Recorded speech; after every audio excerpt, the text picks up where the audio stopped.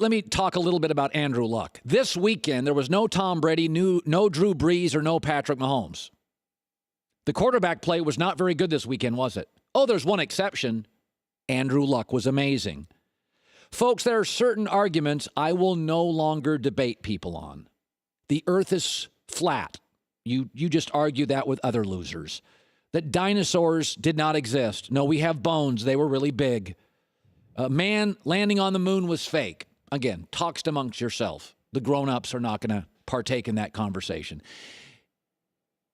The earth isn't flat. There were dinosaurs, and man did land on the moon. And here's the other one. Andrew Luck's great. If you don't get it, that's a you problem. For the first time in his career, he's got an offensive line. He's amazing. 9 draft picks, $100 million cap space. Folks, it's just the beginning. They have the best young GM in football. But here's the problem, and I don't blame fans for not getting Andrew Luck. I mean, it seems obvious to me, but fans only appreciate what they see. That's why when Patrick Mahomes does a no-look pass, fans are like, oh, my God, because you can see that. But you can't see preparation. You don't get practice. You don't see Andrew Luck in a film room. You don't see pre-snap. Andrew Luck is playing at a completely different level than 99% of the quarterbacks that have ever played pre-snap. Manning, Brady, Brees, Andrew Luck, I'm telling you, history of the game, but you don't see Andrew Luck's film study. You don't see him pre-snap. That's why we've never truly appreciated Tom Brady. Because what happens when you see a quarterback make a great play and Trubisky's scrambling around and he makes a great play, or Carson Wentz is scrambling around and he makes a great play, and Patrick Mahomes is scrambling around and makes a great play. Do you know why that quarterback's in chaos? Because he didn't audible out of the pressure. Tom Brady's almost never in chaos. Andrew Luck's almost never in chaos.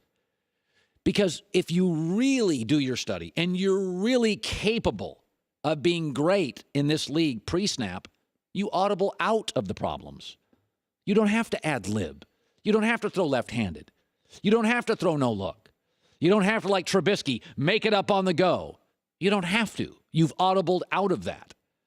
And with Andrew Luck, he looks when he throws. He only throws right-handed, and he's very rarely in chaos. Now, early in his career, because their offensive line was atrocious, he was constantly in chaos and threw a lot of interceptions. But I understand why people don't appreciate Andrew Luck. I get it. But I'm not going to argue anymore. When you watched all the quarterbacks this weekend, if I'd have told you the guy facing Jadeveon Clowney and J.J. Watt will light it up, aren't those the two big coveted defensive linemen outside of Khalil Mack in the playoffs? J.J. Watt and J.J. That guy with 2 rookies starting on the offensive line. That's why I made him MVP. You can name 8 Cowboys. You can name 8 Chiefs. You can name 7 Chargers. Take Andrew Luck out. Try naming 4 Colts. Like, I can't help you anymore. If you think the earth is flat, argue amongst yourselves. I'm over it. If you think dinosaurs didn't exist, knock yourself out. But I've seen the bones. I went to Yale University's Dinosaur Museum. They existed. Otherwise, they spent a lot of money trying to fool us. I mean, one quarterback this weekend was like, oh, my God. And he did it against the best defensive line, arguably, in the sport. And pure talent up front, Houston. On the road. Had just beaten him a month ago. Kind of hard to do that again.